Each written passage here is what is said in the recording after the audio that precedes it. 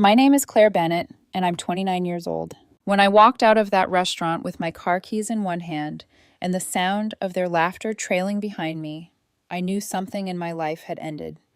At first, I told myself it was just the dinner, just one ugly night, just one humiliating scene I would eventually look back on and call a misunderstanding. But sitting alone in my truck with my phone lighting up beside me, I already knew better. It wasn't just the dinner. It was the truth the dinner exposed. For 3 years, I had been dating Evan Carter, 28, polished, ambitious, and handsome in that effortless way men like him always seem to be. We met at a friend's housewarming party, and he had the kind of easy confidence that made every conversation feel warmer than it should have. He worked in marketing, the kind of job that came with clean shirts, office parties, and phrases like brand strategy and campaign visibility. I was an electrician. I worked with my hands, came home with dust on my jeans some days, and spent my weekends restoring old motorcycles in the spare room we had slowly turned into my project space. At the beginning, none of that seemed to matter. Evan used to say he loved how real I was, said I made him feel grounded, said my hands looked like they knew how to build things that lasted. I believed him. Maybe for a while he believed it too. The only thing that never fully fit was his friend group. He had 3 close female friends from college: Meredith, 29, Jasmine, 28, and Bianca, 27. They were the kind of women who called themselves brutally honest, when what they really meant was cruel with good posture. Stylish, sharp, loud, and expensive restaurants, always armed with a joke that needed an audience and a target. In the beginning, I tried. I really did. I told myself they were just intense, just protective, just the kind of people who took time to warm up. But over the years, their comments became impossible to ignore. They made little digs about my job, my clothes, my hobbies, the way I talked, even the way I ate, as if my whole existence was an ongoing punchline they kept polishing. And every time I looked at Evan, hoping he would shut it down, he would laugh under his breath and tell me later not to take them so seriously. "They're joking, Claire. You know how they are. Don't let them get to you." That was always the pattern. Public disrespect. Private minimization. Still, I stayed. Relationships rarely break in one clean snap. They wear down in layers. In moments you excuse because you love someone. In silences you keep forgiving because the good days still feel good enough to make you question your own hurt. The dinner that ended us was supposed to be a celebration. Evan had just been promoted to senior marketing coordinator, and I was genuinely proud of him. I suggested dinner at a nice steakhouse downtown, my treat. I wanted him to feel celebrated. I wanted, stupidly enough, to create a night that felt generous, warm, and memorable for the right reasons. When I made the reservation, I imagined candlelight, a few drinks, his hand brushing mine under the table, maybe even one of those moments where he looked at me in front of everyone and made me feel chosen. Instead, I became the evening's entertainment. At first, it started small. We had barely gotten our drinks when Meredith tilted her head at me and smiled that thin little smile of hers. "So, Claire," she said, swirling her cocktail, "still playing with wires for a living?" I gave her a calm smile. "Still doing electrical work, yes." She laughed lightly. "Must be nice having such a simple job. Not too much thinking involved." Across the table, Jasmine smirked into her wine glass. I kept my tone even. Actually, it takes a lot of problem solving. A bad decision in my line of work can burn a building down. For half a second, I thought that would end it. Then Jasmine leaned forward. "Right, but it's not exactly strategic work, is it?" Bianca laughed. "Meanwhile, Evan's out here killing it in corporate." I looked at Evan then, just once. A quick glance that said, "Are you really going to let this start already?" He gave me that familiar expression. Half smile, tiny shrug, a silent "not now." So I said nothing. Appetizers came, then more drinks, then the comments got bolder. Bianca asked about the motorcycle I was restoring, not because she cared, but because she wanted something else to mock. "That old thing is still taking up space in your apartment?" she asked. "Our apartment," I corrected gently. She waved a hand. "Whatever. How much money do you dump into those rusty little hobbies?" "It's not a hobby to me," I said. "I restore vintage bikes." Meredith let out a soft laugh. "That's actually kind of adorable." The word hit me harder than it should have. Adorable. Like I was a child with craft supplies. Jasmine turned to Evan. "You know, if you ever want someone who can actually keep up with your world, I still think that woman from the conference was into you." Bianca lit up. "Thomas's assistant?" No, the brunette from brand partnerships. Oh my God, yes, Meredith said. Then she glanced at me. Very polished, very his level. I felt the air change around the table. That was the thing about humiliation in public. It didn't always arrive loudly. Sometimes it moved like perfume, soft, invasive, impossible not to breathe in. I set down my fork and looked at Evan again. This time, I didn't bother softening the question in my face. He noticed. He definitely noticed. And still, he only smiled like he was trying to keep the mood light. Guys, he said, chuckling, be nice. Be nice. Not stop. Not enough. Just be nice, as if this were all floating safely inside the category of harmless fun. Dinner continued, but by then I could feel myself pulling inward. Every new joke landed in a place that had already bruised. Meredith asked whether I ever felt insecure dating up. Jasmine said it must be exciting for me to hear Evan talk about work, because I probably learned new words every day.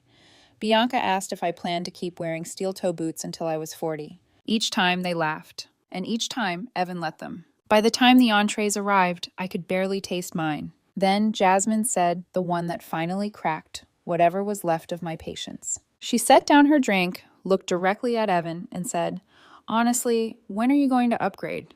Claire seems sweet, but come on, you're executive material." For a moment, no one moved. I put my fork down carefully. "Evan," I said. He exhaled like I was the difficult one already. "Claire, don't." I stared at him. "Don't what?" "Make this a thing." Meredith laughed under her breath. Bianca covered a smile. Jasmine looked openly pleased with herself. My voice stayed quiet. "Your friends have been insulting me all night." "They're joking," Evan said. "It doesn't feel like a joke." "Oh my God," Bianca muttered. "She's being sensitive." That was the moment I still could have forgiven him, if he had stepped in. If he had looked at them and said enough. If he had looked at me and chosen me clearly, even once. Instead, he leaned back in his chair, met my eyes, and said with that cool edge people use when they want to embarrass you into silence, "Look, if you don't like my friend's rude jokes, you can just pay and leave." The whole table went still for one beat. Then Meredith started giggling. I remember that more vividly than I remember the line itself. That little burst of laughter, like she had just been handed the ending she wanted. I felt something inside me go very still. No crying, no yelling, no scene. Just clarity. I reached for my bag, took out my wallet, counted enough cash to cover my own meal and tip, and placed it neatly beside my plate. "This covers mine," I said. Evan rolled his eyes. "Claire, sit down." I stood instead. He gave a short laugh, like he still thought I was bluffing. "Don't be dramatic." I picked up my keys. "Thank you for the option." Jasmine laughed. Bianca did too. Meredith leaned back like she was enjoying a show she'd helped produce. I looked at Evan one last time. He didn't look sorry. He looked annoyed. That was worse. So I turned and walked out. Behind me, I heard Jasmine say, "She'll be back in 5 minutes." No one came after me. By the time I reached the parking lot, my hands were shaking, but not from doubt, from the force of how long I had held too much in for too long. I sat in my truck and stared through the windshield for a full minute before I let myself breathe. Then my phone lit up. Evan calling. I let it ring. A text came through. Very funny. "Come back and pay the bill." Then another. "Claire, seriously, this isn't cute." Then another. "Are you actually serious right now?" I started the engine. As I pulled out of the parking lot, the phone kept vibrating against the passenger seat like something alive and furious. That was when I realized they had finally looked at the check. And that was when I knew I wasn't going back. I didn't go home that night. I drove around for almost 20 minutes with no destination in mind, just trying to cool the heat building inside my chest. Anger was part of it, yes, but under that was humiliation, then grief, and beneath even that, recognition. Because none of what had happened in that restaurant was new. It was just the first time Evan had been cruel enough to make it impossible for me to keep lying to myself. I ended up at my friend Marcus's place a little after 10. Marcus and I had known each other since high school. He was one of those rare people who never pushed when you were hurting, but somehow always made the door feel open before you even knocked. He opened it, took one look at my face, and stepped aside without asking questions. "You can have the couch," he said. That almost broke me more than the dinner had. Simple kindness has a way of doing that when you've spent too long being diminished. I grabbed the blanket he tossed me, sat on the edge of the couch, and finally checked my phone. I had more than 20 missed calls. Almost all of them were from Evan. The others were from Meredith and Bianca. The texts were worse. "I cannot believe you humiliated me like that. My friends think you are pathetic. You left me with a $400 bill. You need to send me the money right now." Not one message asked if I was okay. Not one message said I'm sorry. Not one message even pretended to care about how I had been treated. It was all embarrassment, optics, and money. Marcus came back from the kitchen with a glass of water and handed it to me. You want to tell me what happened? I let out a dry laugh. I took Evan and his friends out to celebrate his promotion. Marcus raised an eyebrow. You paid? I was supposed to. Was. I looked down at my phone. I paid for mine and left. That got his attention. I told him everything. The comments, the sneering, the conference woman joke, the upgrade line. Evan sitting there smiling like he was too sophisticated to intervene. And finally the sentence that had snapped something in me clean in two. If you don't like my friend's rude jokes, you can just pay and leave. Marcus listened without interrupting. When I finished, he shook his head once, slowly, like he had just been handed proof of something he had already suspected. I've been trying not to say this for a year, he said, but Evan's friends are poison, and he likes what they do to you. That stung because I knew there was truth in it. He doesn't like it, I said automatically, the old reflex rising before I could stop it. He just avoids conflict. Marcus gave me a look. Claire, letting people insult you in front of him all night isn't avoiding conflict.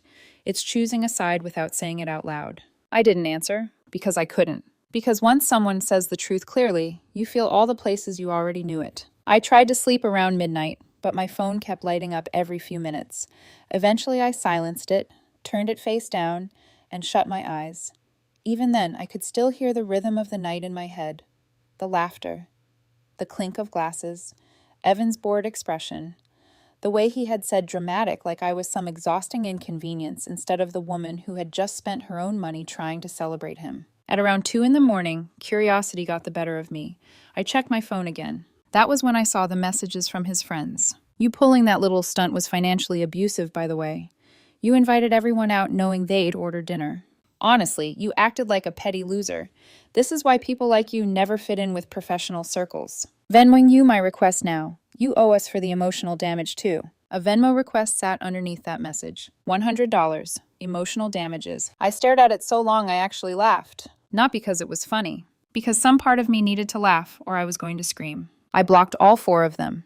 Evan, Meredith, Jasmine, and Bianca, and set the phone down again. Around 8 the next morning, Marcus was already in the kitchen making coffee when someone started pounding on his front door hard enough to rattle the frame. I froze before I even looked out the window. Marcus peeked through the blinds and muttered, "You have got to be kidding me."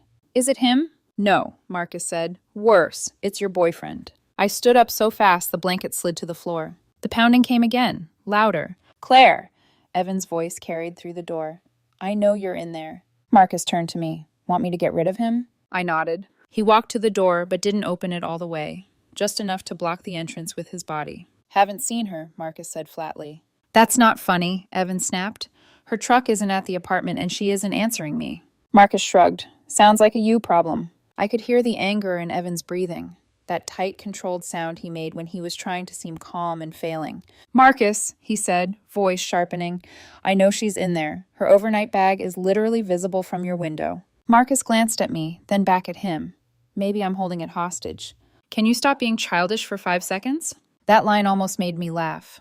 Evan calling anyone else childish after the night he'd had. He stayed there for nearly 20 minutes, knocking, calling my blocked number, raising his voice, then lowering it when he realized the neighbors were probably listening. He alternated between anger and performance, which was very him. Even his panic needed an audience. Finally, just before he left, I heard him say through the door, "This is ridiculous, Claire. You can't just run away from your responsibilities." My responsibilities. I stood there in Marcus's kitchen and felt something cold settle in my chest. Because there it was again, the same twisted framing. As if I had done something wrong by refusing to stay in a room where people treated me like dirt. As if spending my own money on my own meal was some kind of moral failure. As if his humiliation mattered more than my dignity. When Marcus finally shut the door and came back into the kitchen, he handed me coffee and said, "You know he still hasn't apologized, right?" I stared into the mug. "I know." "And he's not going to. Not really," Marcus said. "He'll apologize the second he thinks apology gets him something." He was right about that too. Around 10 that morning, I started getting calls from unknown numbers. I ignored the first 3 and picked up the 4th. "Hello?" There was a tiny pause. Then Evan's voice, smoother now, softer, work voice. "Claire." I leaned against the counter. "Calling from your office line now?" "You blocked me." "Yes." He exhaled through his nose like that was an unreasonable thing for me to do after he and his friends spent the night harassing me. "We need to talk," he said. "We're talking." "Not over the phone. Come home." "I'm good." "Claire, stop. You're being ridiculous." I closed my eyes for a second. Same script, different tone. "No," I said quietly. "I'm not." He changed tactics immediately. "So your feelings got hurt. Fine, they went too far. But you embarrassed me in front of everyone." I laughed once, short and bitter. "Your friends spent an entire dinner insulting me, and your biggest issue is that you got embarrassed?" He ignored that. "You offered to pay. I paid for my meal. You offered to pay for the table. And then you told me if I didn't like being mocked, I could pay and leave. So I did." There was a pause. Not a remorseful one, an irritated one. "I didn't think you'd actually leave," he said. I let those words sit between us. Because that was the whole relationship in one sentence, wasn't it? He didn't think I had the nerve. Didn't think I would choose myself over the version of us he had built around my tolerance. "Who says that?" he continued. "Who actually gets up and leaves in the middle of dinner? Someone who's tired of being disrespected?" He let out a sharp breath, then softened his voice with almost theatrical suddenness. "Baby, come on." There it was, that false tenderness people reach for when blame stops working. "I'm sorry they pushed it too far," he said. "Okay, I'm sorry. Just come home and let's talk this through." I listened carefully. Not "I'm sorry for laughing." Not "I'm sorry for what I said." Not "I'm sorry for failing you." Just sorry they pushed it too far, as if he had been a spectator at his own table. Then he added, almost seamlessly, "And can you please send me money for last night? I had to put everything on my credit card." I actually pulled the phone away from my ear and stared at it. Then I put it back. "No." Silence. Then, dangerously calm, "What do you mean, no?" "I mean, no, Evan. I'm not paying hundreds of dollars for the privilege of being insulted for 2 hours. You invited us out. You let your friends humiliate me. It was a joke. It was contempt. That's dramatic." "No," I said, surprised by how steady my voice sounded now. "What's dramatic is you chasing me to Marcus's house, calling me from unknown numbers, and still acting like the problem here is a dinner bill." He went quiet then, which meant I had hit something. When he spoke again, his tone was colder. "So that's it? 3 years and you're just going to disappear because you got offended?" I thought about that, about the way he had reduced the whole relationship to my oversensitivity, about how convenient that framing was for him. Then I said, "This isn't about being offended. It's about finally seeing clearly." And I hung up. He called back 3 more times from different numbers. I didn't answer. About an hour later, I got a text from a number I didn't recognize. "Hey, this is Terrell, Bianca's boyfriend. Just wanted to say I heard what happened, and honestly, good for you." I frowned and read it again. Another message came through. "Bianca showed me the group chat. They've been trashing you for years. Last night wasn't new. It just finally happened to your face." I felt my stomach drop. Not because I was shocked. Because I wasn't. That was the part that hurt most. The next message came a few seconds later. "They're all at your place right now with Evan, talking about how to get back at you. Figured you should know." I typed back before I could overthink it. "Get back at me for what?" He replied almost immediately. "For not being their personal ATM." I stood very still in Marcus's kitchen, phone in hand, coffee gone cold on the counter beside me. Some part of me had still been waiting for the decent version of Evan to emerge. The man who would wake up ashamed and finally say the only thing that mattered. I was wrong. He wasn't gathering his friends to reflect. He was gathering them to retaliate. So the next morning, after Evan had left for work and after I let the late-night strategy session burn itself out, I went back to the apartment. Marcus offered to come with me, but I told him no. I needed to see it for myself. I needed to walk into that space alone and understand exactly what I was dealing with now. When I pulled into the apartment complex, the first thing I noticed wasn't inside. It was the notice taped to the front door. "Noise complaint, issued the night before." I stared at it for a second, then let out a slow breath. Of course. Of course they had turned my home into a late-night war room, loud enough for the neighbors to complain. Of course it was now officially documented. One more mark against the lease. One more problem waiting to be used. I unlocked the door and stepped inside. The smell hit first. Wine. Takeout. Something sour underneath it. The living room looked like a party had ended badly. Bottles on the coffee table. Half-eaten food containers left open.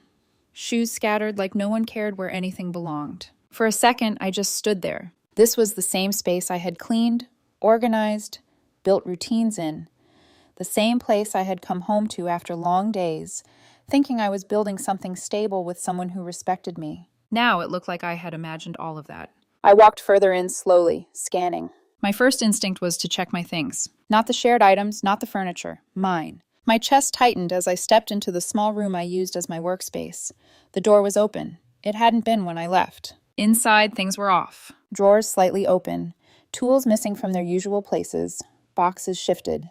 That cold feeling from Marcus's kitchen came back instantly. I moved faster now, opening drawers, checking shelves, counting mentally. Something was definitely wrong. I pulled out my phone and started checking my messages, then paused. No, if something had been taken, it wouldn't be announced to me. It would be sold. I opened Facebook Marketplace, typed in the name of one of my tools, and there it was. My voltage tester kit listed for $300. The photos were unmistakable.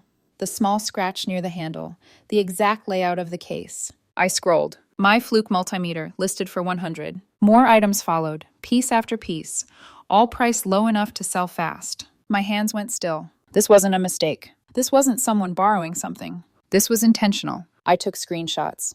Every listing, every description, every timestamp. Then I checked Craigslist. I didn't even need to search long. The listing was right there. 1978. Honda CB 750. Mechanic special. Needs work. $2,000. OBO. Must go ASAP. For a moment, I couldn't breathe. That bike wasn't just a project. It was months of work. Early mornings, late nights. Something I had been building piece by piece, restoring carefully, planning to finish by spring. Even in its current state, it was worth at least $6,000. When I finished it, probably closer to 10. And he knew that. He had stood in that room while I worked on it, asked questions, watched me explain parts and wiring and restoration plans. He knew exactly what it meant to me, and he listed it like it was junk he needed to get rid of quickly. My hands started shaking then, but not from sadness. From anger, the kind that burns clean. I took screenshots of that too. Then I called the police non-emergency line. I kept my voice steady as I explained the situation, that we lived together, that the property was mine, and that it was being listed and sold without my permission. The officer on the line listened, then said what I expected. It's complicated since you share the residence, but selling property that isn't yours without permission can be considered theft. Document everything. File a report. We'll follow up. I will, I said. When I hung up, I didn't feel helpless. I felt focused. Documentation. Proof. Control. I moved through the apartment methodically after that. Photos of everything. The mess, the open drawers, the missing tools, the listings on my phone screen next to the empty spaces where they used to sit. Then my phone buzzed. A message from my landlord. Claire, I need to talk to you about the lease. Evan called and said you've abandoned the apartment and want to be removed. Also received a noise complaint. Please call me. I stared at the message. Then I laughed. Not because it was funny. Because it was predictable. Of course he had called first. Of course he had tried to rewrite the situation into something that made him the stable one and me the one who walked away. I stepped out onto the balcony and called back. Mr. Chen, I said when he picked up. Claire, he replied, relief in his voice. I'm glad you called. Evan told me you moved out and weren't planning to pay rent anymore. I've been gone for 2 nights because of a situation, I said calmly. I haven't abandoned anything. I'm actually at the apartment right now. There was a pause. That's not how he made it sound, he admitted. I figured. He exhaled slowly. Look, between you and me, I'd rather keep you as a tenant. You've never been late on rent. Never had complaints until now. I glanced back inside at the chaos. Can I take over the lease solo? I asked. It's possible, he said, but he would need to agree to be removed, or you'd both need to end the current lease and sign a new one. Either way, with the noise complaint, he needs to be careful. One more, and I'd have grounds to start eviction proceedings against the leaseholders.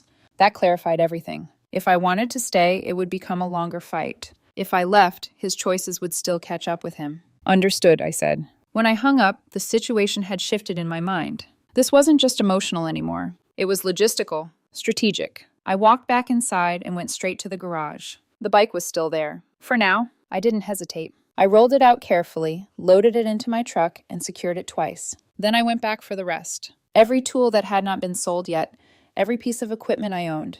Anything of value that could be taken, listed, or shared without my consent. I left everything we had bought together. The couch, the TV, the kitchen appliances. None of that mattered anymore. What mattered was protecting what was mine. By the time I was loading the last box, I heard a car door slam behind me. I didn't need to turn around to know who it was. Claire? Evan's voice. Sharp, confused, already irritated. I kept moving, lifting the box into the truck. "What are you doing?" he demanded. I closed the tailgate slowly before answering. "Moving my things somewhere safe," I said, "since they're apparently being sold without my permission." He scoffed. "I needed money to cover that dinner you walked out on." I turned then. "You sold my tools," I said. "It's not selling," he snapped. "We live together. What's yours is mine." I stared at him. That's not how anything works. He crossed his arms, still in his work clothes, tie loosened, like this was just another argument he expected to win. "You embarrass me," he said. "You left me with a bill. I had to fix it." "So you stole from me." "It's not stealing." "It is when it's not yours." He shook his head like I was being unreasonable. Behind him, another car pulled in. I didn't even need to see it to know. His audience had arrived. I felt something inside me settle completely then. Not anger, not hurt, finality. "Are you seriously ending this over one dinner?" he asked. I let out a quiet breath. "No, I'm ending it over 3 years of you letting people treat me like I don't matter." He opened his mouth, but I didn't let him interrupt. "And over you proving, very clearly, that you think you're entitled to whatever I have just because I stayed long enough." That landed. I could see it in the way his expression shifted. Not understanding, not remorse, just resistance. Like he was already preparing the next argument instead of hearing what I said. And that was all I needed. I turned back to my truck. Because for the first time, I wasn't waiting for him to change. I was done negotiating my worth with someone who had already decided it was negotiable. I didn't drive away immediately. Not while he was still standing there, looking at me like this was just another argument he could talk his way through if he said the right combination of words. I leaned against the side of my truck, arms crossed, steady in a way I hadn't felt in a long time. Evan ran a hand through his hair, exhaling sharply like I was the one exhausting him. "Claire, you're overreacting," he said. "This has gotten completely out of control." I let out a quiet breath. "No, this is what it looks like when I stop ignoring things." He scoffed. "So now I'm the bad guy because you couldn't take a joke?" "That's what you think this is?" I asked. Before he could answer, the passenger door of the car behind him opened. Of course. Meredith stepped out first, heels clicking against the pavement, like she was arriving somewhere she expected to be entertained. Jasmine followed, arms folded, already watching me with that same superior smirk. Bianca leaned against the car door, phone in hand, like she was ready to document whatever happened next. The audience was complete. Meredith tilted her head at me. "Oh, good, you're still here." I didn't respond. She walked closer, eyes flicking over the boxes in my truck. "What is this? Dramatic exit number 2? Evan sighed. "She's packing up because apparently I stole her tools." Meredith let out a short laugh. "Oh my God, you're still on that? Claire, you invited us out. You created the situation." I met her gaze evenly. "No, I paid for my meal. The rest of you chose to order like someone else was footing the bill." Jasmine stepped forward slightly. "That's not how it works. When you invite people, you cover it. That's basic etiquette." "Respect is also basic," I said. "You might want to look into that." Bianca laughed under her breath. Meredith's smile sharpened. "You know what your problem is? You take everything personally. We were just joking. Evan can handle it. Why can't you?" I didn't even look at Evan when I answered. "Because I'm not interested in being the punchline of your group dynamic." That hit something, because Meredith's expression tightened just enough for me to notice. But she recovered quickly. "You're throwing away a 3-year relationship over hurt feelings," she said. "No," I replied calmly. "I'm ending a 3-year relationship because I finally understand how little I was valued in it." Evan stepped closer then, lowering his voice like that would somehow make this private again. "Claire, can we just talk inside?" he said. "Without them?" I looked at him. Really looked this time. At the man I had built a life around. The man I had defended to myself over and over again. The man who had sat across from me the night before while his friends tore into me and decided the most important thing in that moment was not my dignity, but his convenience. "No," I said softly. "We're not doing this inside." His jaw tightened. "You're making a scene." I almost smiled. "You made a scene when you told me to leave if I didn't like being disrespected," I said. "I'm just finishing it." Behind him, Jasmine muttered something under her breath. Bianca snorted. Evan ignored them, focusing on me, like he was trying to reestablish control. "Look," he said, forcing a calmer tone. "I get that you were upset. They went too far. Fine, I should have stepped in." That was closer to the truth than he had gotten before, but it still arrived too late. "But this," he gestured toward the truck, "this is extreme." "What's extreme," I said, "is you selling my tools and listing my bike without my permission. I told you I needed the money. For a dinner where I was insulted the entire time." "You embarrass me," he snapped. And you disrespected me, I said, my voice still steady. The difference is, I didn't retaliate by taking something that belonged to you. That landed harder than anything else had so far. For a second, he didn't have a response. Meredith stepped in again, folding her arms. You owe him that money, Claire. No, I don't. Yes, you do. I paid for my portion, I said. Exactly like I was told to. Jasmine shook her head. God, this is why people like you never move up. Everything is transactional. I let out a quiet laugh. Everything is transactional, I repeated. You literally sent me a payment request for emotional damages. Bianca looked away first. That told me enough. Evan rubbed his temples like this entire situation was beneath him. This is getting ridiculous. No, I said again, and this time there was no softness left in it. What's ridiculous is that you still think this is about the money. He looked at me sharply. It's not about the dinner. It's about the fact that for 3 years, you let people talk to me like I was less than you, and you smiled. Every time. Free. That's not true, he said quickly. It is, I replied, and last night you proved it. I stepped closer, just enough that he couldn't pretend he hadn't heard me. You looked at me, I said, and instead of defending me, you gave me permission to leave. He opened his mouth, but I didn't stop. And the worst part? You didn't think I would actually take it. That was the moment something shifted in his expression. Not guilt, not fully, but recognition. Because he knew I was right. You're blowing this out of proportion, he said again, weaker now. No, I said. I'm finally seeing it in proportion. There was a long pause.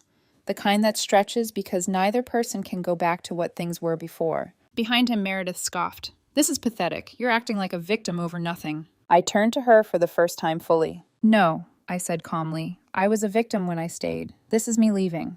That shut her up. For a second, anyway. Evan took a step closer, lowering his voice again, trying one last angle. Claire, don't do this, he said. We can fix this. We've been through worse. I looked at him, and for a brief moment, I felt it. The history. The good days. The version of him I had fallen in love with. And then I remembered the table, the laughter, the way he had looked at me like I was inconvenient. We haven't been through worse, I said quietly. I've just tolerated more. His face hardened. So that's it? He asked. You're just done? I nodded once. I'll deal with the lease formally this week, I said. You should do the same. You're really throwing everything away, he said. I shook my head. No, I said, you did that.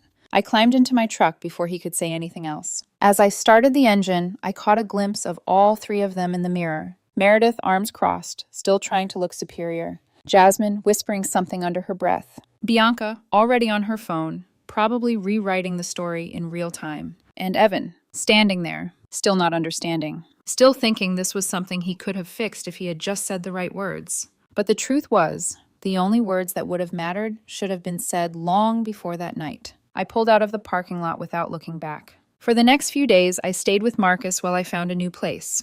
Once I had the apartment lined up, he helped me move the essentials into a small 1-bedroom closer to my work site. It wasn't fancy, no polished countertops, no skyline view, no carefully curated furniture like the place Evan and I had shared. But it was mine, and for now that was enough. I sat on the edge of the mattress that first night, surrounded by half-open boxes, and stared at the wall longer than I meant to. No noise, no comments, no tension waiting for me in the next room. Just stillness. My phone buzzed. I already knew who it was before I looked. Evan. New number. Of course. I let it ring once, twice, then silenced it. A few seconds later, a message came through. We need to talk. This has gone too far. I stared at the screen, then locked it without replying. Because for the first time, I understood something clearly. Not every conversation deserves a response. The next morning, I got a call from Mr. Chen. Claire, he said, his tone more serious this time. I wanted to update you on the lease situation. I leaned against the kitchen counter, coffee in hand. Okay. There have been additional complaints, he said carefully. Noise again. An unauthorized sales activity tied to the unit. I let out a slow breath. That would be Evan. I suspected as much, he said. And there's more. Other tenants reported him and his friends knocking on doors, asking questions, and causing problems in the building. Between that, the attempted misrepresentation about abandonment, and the property issue, I've issued a cure or quit notice. I straightened slightly, meaning fix the violations or face eviction proceedings. He has 3 days, Mr. Chen added. After that, we proceed formally. Since you've already moved out and won't be continuing on a new lease, I wanted you aware of what's happening. That locked it into place. No fuzzy overlap, no maybe later, no return path. I had left. The old lease situation would play out without me. Understood, I said calmly. And between you and me, Mr. Chen added, lowering his voice slightly, I think you made the right call moving out. Thank you, I said. When the call ended, I stood there for a moment, letting it settle. Evan had tried to frame me as the one abandoning the apartment. Now he was the one on the edge of losing it. Consequences didn't need help. They just needed time. Later that afternoon, I got another message. This one from a number I recognized. Terrell. Thought you should know. Things are blowing up over here. I leaned back against the couch and typed, How bad?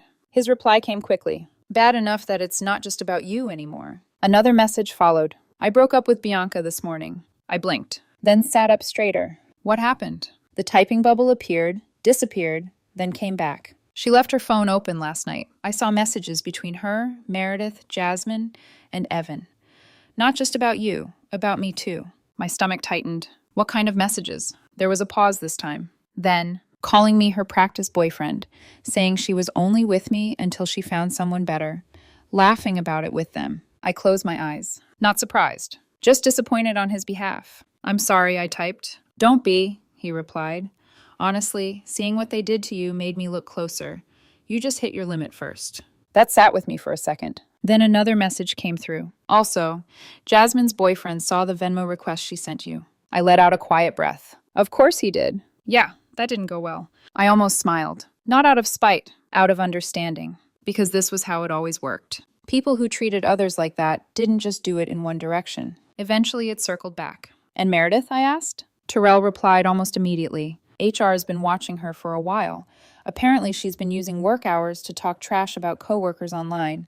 It finally caught up with her. She's not doing great right now. I leaned my head back against the wall. The image formed in my mind without effort. The same people who sat at that dinner table, laughing, confident, untouchable. Now scrambling, fracturing, turning on each other. Not because of anything I did.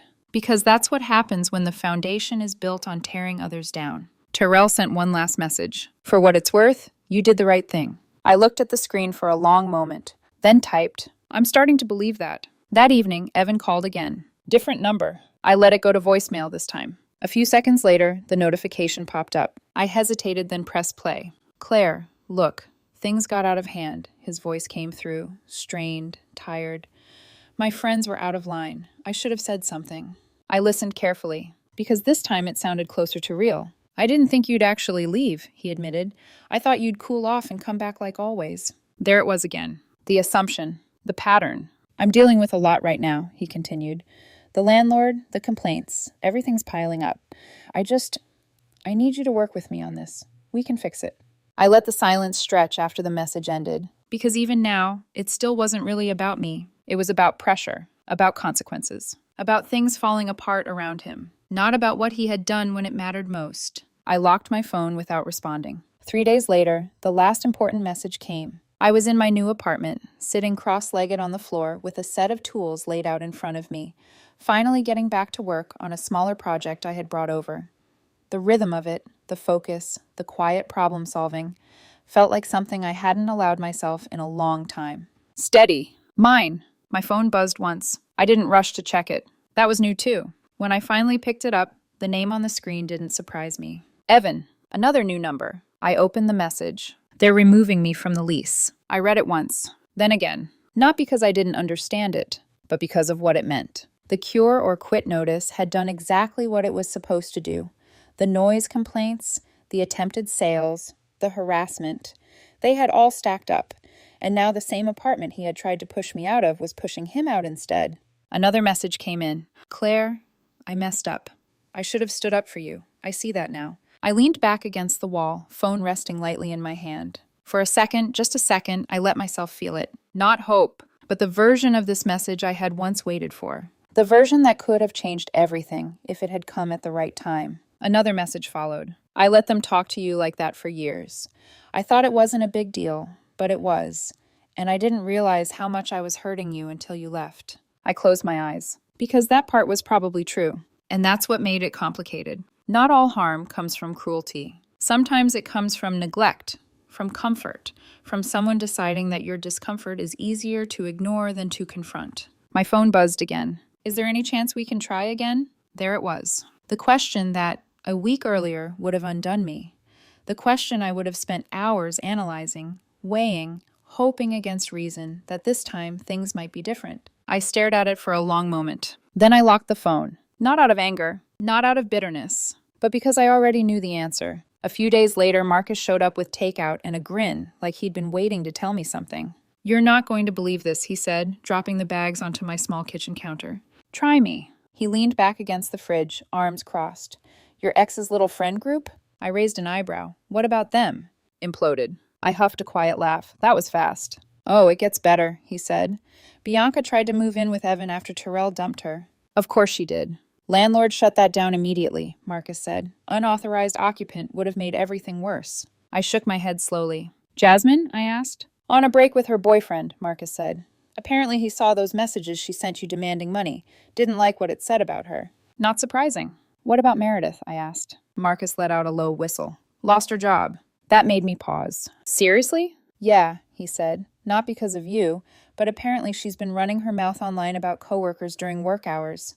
HR finally had enough." I leaned against the counter, absorbing it, one by one, everything unraveling. Not because I planned it, not because I orchestrated some elaborate revenge, but because people who build their lives on tearing others down eventually run out of people to stand on. Marcus handed me a drink. "You know what the best part is?" I took it. "What?" "You didn't have to do anything." I smiled faintly. Because he was right. The most powerful thing I had done was leave. A week later, I ran into Terrell at a small bar near my new place. It wasn't planned. Just one of those moments where life circles back in a quieter, more honest way. He recognized me first. "Claire?" I turned, then smiled when I saw him. "Hey." We ended up sitting at the bar talking longer than either of us expected. No tension. No performance. Just two people comparing notes on relationships that had taken more than they gave. "Funny, isn't it?" he said at one point, shaking his head. "They acted like we were the ones lucky to be with them." I smiled slightly. "Yeah, I remember that." He took a sip of his drink. "Turns out we were just the ones willing to tolerate it longer." That landed, because it was true. We talked about work, about projects, about things that had nothing to do with Evan or Bianca or any of it. And for the first time in a while, conversation felt easy. Not something I had to navigate carefully, not something where I had to measure my words to avoid becoming the joke. Just normal. Before we left, he nodded toward me. "For what it's worth, I'm glad you walked out that night." I met his gaze. "Me too," I said. And I meant it. That night, I got one final message from Evan. No new number this time. Just a long paragraph. An apology. A real one, maybe. Or at least the closest he had ever gotten. He said he understood now, that he should have defended me, that he had taken me for granted, that he wished he could go back and do it differently. I read it once. Then I set my phone down. Because the truth was, he probably did mean it. But meaning it now didn't change what had already been shown when it mattered. Some lessons only come after the damage is done. And some relationships don't survive long enough to benefit from them. I didn't reply. Not because I wanted him to suffer, but because there was nothing left to say. A few days later, my mom called me. We talked about small things at first. Work, the apartment, whether I was eating properly. Then she paused and said gently, "You sound lighter." I leaned back against the couch, looking around my quiet space. My tools organized. My projects waiting. My life mine again. "Yeah," I said softly. "I think I am." After we hung up, I sat there for a while, letting that settle. Because it wasn't just about Evan, or his friends, or that dinner. It was about something bigger. Something I hadn't realized I was carrying until I finally put it down.